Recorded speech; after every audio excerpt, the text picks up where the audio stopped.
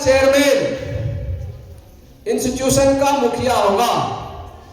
और हम सब जानते हैं देश भर के जितने सरकारी संस्थान है, शिक्षा संस्थान है, उसमें 80% नहीं, 85% नहीं, 95-99% कौन लोग बैठे?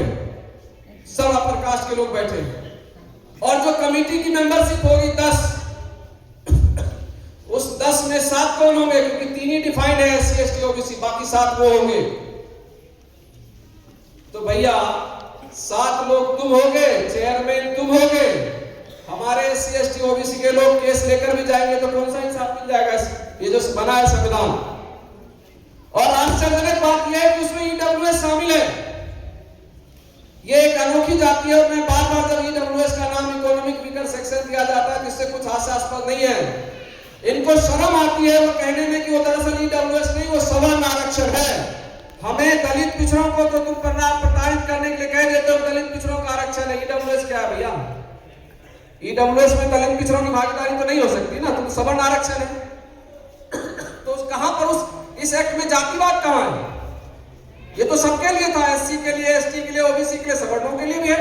EWS को जब सुरक्षा दी गई तो फिर काहे विरोध करते हो? विरोध इसलिए करते हो क्योंकि तुम्हारा जातिवादी अहम जो है ना, कि अब तक हम शासक थे, जो हमारे नीचे बैठा करते थे, वो विश्वविद्यालयों में आकर हमसे आंख में आंख मिलाकर बात करेंगे। चिंता उनको इस बात की है और ये हम सबको समझना है। और आज जो हुआ दिल्ली विश्वविद्यालय में पिछले 8 साल के बाद, मुझे लगता है कि उस लड़ाई के बाद जो 2018-19 में लड़ी गई, 8 साल के बाद बिना किसी मोबिलाइजेशन के, केवल फेसबुक पे लिख देने के बाद, जिस तरह से हमारे 5000 नए बच्चे जो विश्वविद्यालयों में अभी अभी आए हैं, उन्होंने जो ताकत आज दिखाई है, वो हम सब के लिए हर्ष करने की बात है। और एक विश्वास जग रहा है हमारे अंदर कि हम सब जो लोग इतना कठिन परिश्रम लगातार कर रहे हैं, उसका हमको लाभ मिल रहा है। साथियों, बार बार मेरा गला डिस्टर्ब हो रहा है।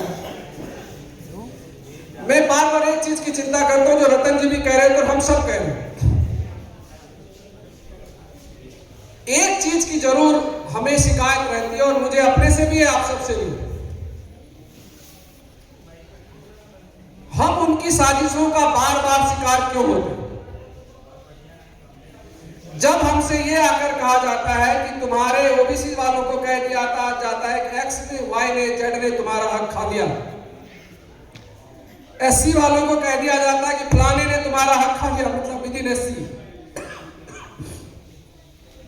और ST वालों को कहा जाता है कि फलानी जाति ने तुम्हारा हक खा लिया, तो हम सब उसको मानकर आपस में जो ये झगड़े शुरू करते हैं, वो वहां के बजाय हम सब ये क्यों नहीं पूछते कि तुमने कितना खा लिया? हमारा 15% वालों, तुमने 95% जब खा लिया, तो जिनके तुम नाम ले रहे हो वो तो 5% में हिस्सेदारी कर रहे होंगे ना।